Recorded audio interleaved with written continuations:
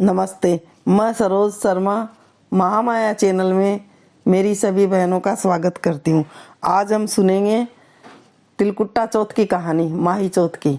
इसमें पहले तैयारी करेंगे, एक पाटा लेंगे, पाटा के ऊपर में स्वास्तिक बना के उसके ऊपर में चावल का दाना रख के उसके ऊपर में गणेश जी स्थापित करेंगे।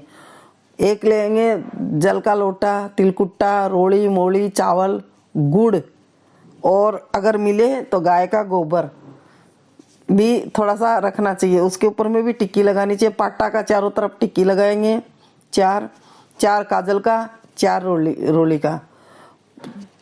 जो लोटा है उसका ऊपर में स्वास्तिक बनाएंगे, फिर उसमें 13 टिक्की लगाएंगे रोली की।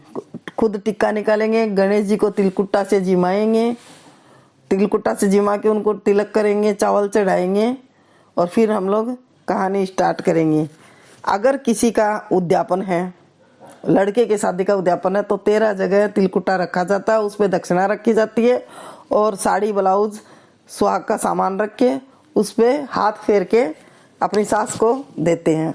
और अगर ऐसे कोई उद्यापन कर रहा है तो उसमें 13 स्त्रियों को और एक गणेश जी का पुरुषा दिया जाता है। अगर किसी को घर में जिमाने की व्यवस्था हो, लेडीज मिल जाए तो बहुत अच्छी बात, नहीं तो उसी तरह हाथ फेर के 14 जगह तिलकुट्टा और खाना, पूड़ी, सब्जी, मिठाई और साड़ी सुहाग की चीज़ अपनी सास को दे दें और वह 13 जगह बांट दे। इसी तरह अब करते हैं हम। अब स्टार्ट होती है माही चौथ की कहानी।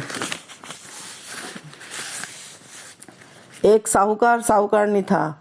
वह धर्म पूर्ण व्रत कुछ नहीं करती थी। एक दिन उसको कोई संतान भी नहीं थी। एक दिन वो अपने पड़ोस में गई।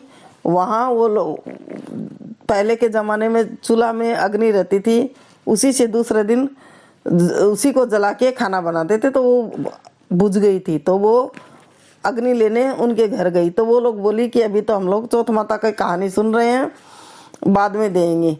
तो वो बैठ गई, बैठ के कहानी सुनी और वो पूछी कि ये सब करने से, चौथ माता का व्रत करने से ये क्या होता है। तो वो बोली से अन्न होता है, धन होता है, पुत्र प्राप्ति होती है। तो वो जब साहूकारनी बोली कि अगर मैं नहाई रह गई, यानी कि मेरे को संतान हो गई, तो मैं 1.25 सेर तिलकुट्टा करूँगी। वो नहाई रह गई। तो वो बाद में बोली कि अगर मेरे को लड़का हो गया तो मैं 2.5 सेर का एक साथ कर दूंगी। उसको लड़का भी हो गया। बाद में वो बोलती है कि अगर मेरे बेटे की शादी हो गई तो मैं 1.25 मन का एक साथ ही कर दूंगी। तिलकुट्टा तो किया नहीं, लड़के की सगाई भी हो गई। वो शादी करने के लिए चला गया, बारात चली गई, लड़का फेरों में बैठ गया। तब चौथ विधायक आपस में बात किए कि अगर हम लोग इसको चटक नहीं दिखाएंगे तो हम लोग को तो कलयुग में कोई नहीं मानेगा। तो उधर दूल्हा फेरे बींद है, वो फेरा में बैठ गया, 3 फेरा लिया। चौथा फेरा में चौथ माता गाजती गोरती आई और बीन को उठाकर ले गई, एक बगीचे में पीपल पर बैठा दिया। सारा जगह हाहाकार मच गई कि भाई दूल्हा बींद है वो फेरों से गायब हो गया। बहुत उसको खोजा, नहीं मिला। कुछ दिन बाद गणगौर आई। छोरी लड़कियां वो गणगौर के लिए दूब लेने के लिए जिस बगीचे में वो बींद बैठा था उसी में जाती दूब लेने के लिए। तो पीपल पर बींद रोजीना एक छोरी एक बींद रोजीना एक बोलता कि आए मेरी यद ब्याई, आए मेरी 7 फेरा की ब्याई। वह सुन के एकदम सूख गई। तो उसकी माँ उससे पूछती है कि बेटा मैं तेरे को अच्छा खिलाती हूँ, अच्छा पिलाती हूँ, फिर भी तू ऐसे क्यों सूख रही है। तब वो बताई कि जब माँ मैं दूब लेने के लिए जाती हूँ गणगौर के लिए, तो वहाँ से एक बींद निकल कर आता है, शेरवानी पहने, मेहंदी लगाए हुए, सेवरा पहन के रोज आता है। रोज मेरे को बोलता है कि आ मेरी अद ब्याई, आ मेरी 7 फेरा की ब्याई। तो माँ बोली कि कल मैं तेरे साथ चलूँगी। वहाँ वो गई, देखते ही पहचान गई कि ये तो इसी मेरा ही जवाई है। तब वो पूछती है कि आप यहाँ क्यों बैठे हो। तो वह बोला कि मैं मेरी माँ के कारण बैठा हूँ। मेरी माँ हर बार तिलकुट्टा बोलती गई, किया नहीं, इसीलिए चौथ विधायक के मेरे को उठा के ले आए, इनके पास में मैं गिरवी रखा हुआ हूँ।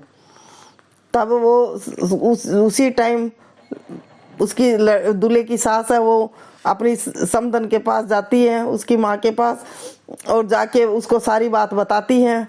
तब दोनों सास बहू, दोनों समधन हाथ जोड़ के चौथ माता से प्रार्थना करती है कि हे चौथ माता, मेरा बेटा वापस दे दे, और मेरा बेटा आ जाएगा तो मैं 2.5 मन का मैं करूँगी और 2.5 मन का लड़की की माँ बोली मैं करूँगी। दोनों जन हम लोग 2.5 मन का तिलकुटा करेंगे, 5 मन का। तब चौथ माता राजी हो गई और उसको दूल्हे को लेके, बिंद को लेके, और वो वापस गई। दोनों का फेरा हो गया। फेरा होने के बाद में वो लोग खूब धूमधाम से 2.5 मन का तिलकुटा किया। और दोनों, हे चौथ माता, जिस तरह उन दोनों को मिलाया, साहूकार का बहू बेटा को, उसी तरह सबको मिलाना, कहता न सुनता न, हुकारा भरता न, आपने सारा परिवार ने।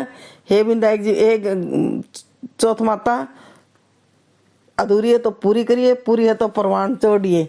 और ये व्रत बेटे की माँ भी करती है, जो इसमें सुहागन तो करती है, लेकिन जिसको पति नहीं है, हस्बैंड नहीं है, वो भी अपने बेटा के लिए, पोता के लिए ये व्रत करती हैं। कहानी यहीं समाप्त होती है। अगर आपको मेरा वीडियो पसंद आए तो इसे लाइक, शेयर, कमेंट ज़रूर करना और सब्सक्राइब भी करना। मेरा वीडियो लास्ट तक देखने के लिए बहुत बहुत धन्यवाद।